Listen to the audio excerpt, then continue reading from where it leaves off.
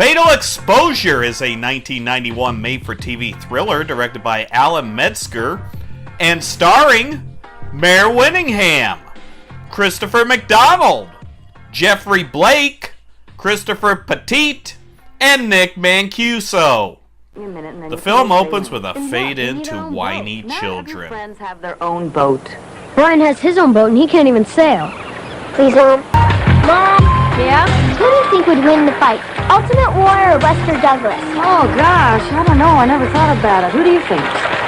Well, I think Ultimate Warrior could kick his ass. This was a blatant ad for the WWF on USA. Now! You're drunk, Williams.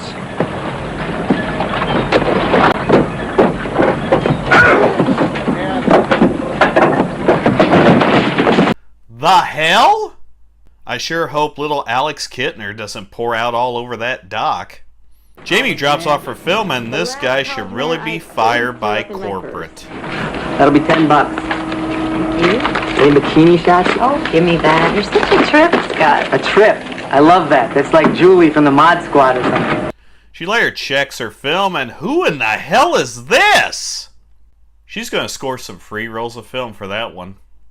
There's probably a good percentage of you out there that have no clue what I'm talking about. Someone outside is watching. Josh has an asthma attack as someone just walks into the damn house. Her pants? Get it, ants? When I go to the kitchen at night, I usually turn a light on! Jamie notices something is amiss and calls the police, who arrive as the kids look at the pictures from earlier. You sure do look like a dork here. Honey, don't play with those because they belong to somebody else. No, they don't. What? These are mine. Oh, shit! He must have switched them. Oh, come on. Now, Jamie, why would anybody bust in here at 1 o'clock in the morning to swap pictures? I guess he really needed them. He's still there, even with the cops? That's pretty stupid. Meanwhile, at Chicago Transport, this guy from the photos gives an FBI tale some shit. I'll make it easy for you, George. This is where I'll be until 4. After that, I'm going home. Why don't you G-men take in a movie? Then gets killed in a parking garage by a guy that dresses like early 1990s hipster cowboy. In the early to mid-1990s, there were actually people that walked around wearing those big duster jackets. I don't fucking get it. Jamie's son Drew gets busted for trespassing by Stone, who has a sweet ear piercing. There he is. Whoa, cool car. Your dad is having a midlife crisis. Now they're discussing Jamie getting a date, so here's your husband's wedding announcement. But at least that leads to her learning that the guy in the pictures is fucking dead. She goes to the cops getting blown off and bringing up who the pictures may have been for. Well, what about that guy Stone? That means it will not be Stone. She seduces the photo guy, but uses him to do some digging on who was supposed to get those photographs. Look at that shirt. Why are you putting so much effort into this? Jamie's ex brings back the kids, and I have to wonder where they all fit in that car. They realize that the photos were mailed in and run the name Robert L. Parker. Yeah, the only problem is he was shot about 80 years ago. Robert L. Parker was better known as Butch Cassidy. The cops blow her off some more, so she goes over their heads and calls Chicago PD, who are interested when they hear that Stone's ear is fucked up. Could you get me a picture of him? Yeah, sure, I guess. Good. Send it to me, you understand? Make it personal. Is it normal for the police to have civilians do investigative work for them? She rides her bike back and holy shit! You okay? Get away from me. What's wrong? Don't touch me. I'm trying to help you. You could be hurt. Well, I'm not. The cops get the pics and get as excited as Jamie is when she discovers that her ex-husband was banging his fiancée before they were separated. At this point, who fucking cares? And it turns out that these cops are dirty and they hire out Parker to kill Stone. Whoops!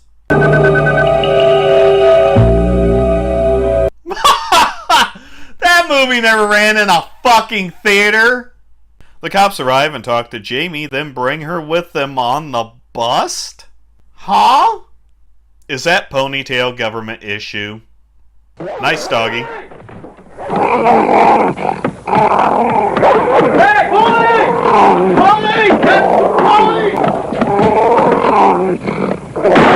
What the fuck? Stone makes a break for it but gets busted as Jamie realizes that they're not real cops and they're dead. Stone then grabs her and they haul ass out of there. At the lab, another roll of film shows up and hey, it's photos of the photos that Jamie took of Stone. What the fuck is that? Hi. Hi, can I help you? Yeah. Got some pictures here. Name? Parker. Robert Parker. Know your cowboy, Shooter McGavin. He bullshits him into waiting a bit longer for his pics, and damn, look at those pants. Scott heads to Jamie's on a bike, and here's your typical asshole in the Jeep alert.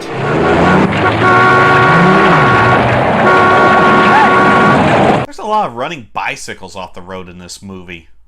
Parker gets his pics and lets Scott leave. I guess he was misled. Stone grabs some clothes at Jamie's house, passing Parker on their way out.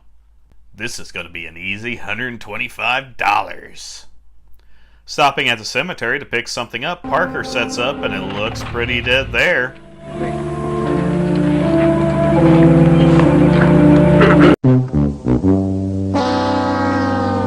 The roads are blocked, so Stone splits and leaves her a piece just in case. Hey Jamie, you should have stayed the fuck out of this shit, huh? Stone gets a boat as Parker watches and makes a break to catch him. I'm sorry. For a hitman, wearing that duster makes you stick out. Parker chases Stone to a lighthouse and gets ready for the kill. Parker takes a shot and misses, making me wonder if you would have done better if you had more modern weapons. A fire begins on the boat, followed by an explosion. Stone is not dead. Then Jamie gets stuck. But don't worry, Parker's there to save the day. For such a shitty hitman, he's actually having a pretty good day. He's not even pushing. Parker offers a lift to town, but Drew and his friends show up offering to push her out. We don't see any of the pushing, but we do see the ferry leaving for its last run of the day. Josh has another asthma attack, so Jamie has to go home and get his inhaler. Parker shows up and it's a game of cat and mouse around the house. That rhymes! Doesn't she have a gun?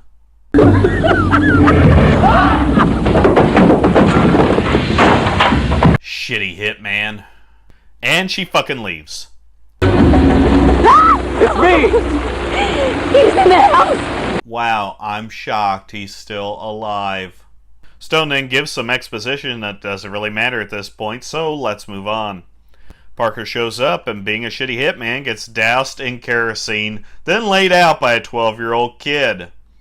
They run and hide in a boat when Stone arrives and they have a standoff.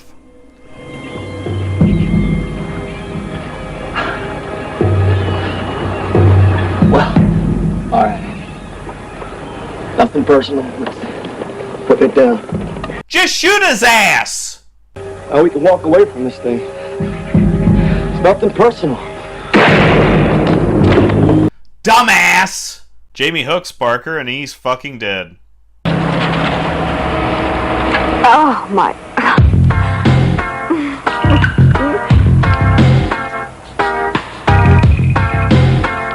Holy shit, Stone fakes his death more than Loki. Fatal Exposure is dull crap. It's 90 minutes of basic cable, underdeveloped slop, be it in production or characters. It doesn't matter. Jamie is a cliche single mom. Stone is an ex-cop in hiding. And Shooter McGavin is one of the worst hitmen ever filmed. It's a boring chain of events that could have been avoided if Jamie had just minded her own fucking business. Seriously, you got your pictures back. What's the problem?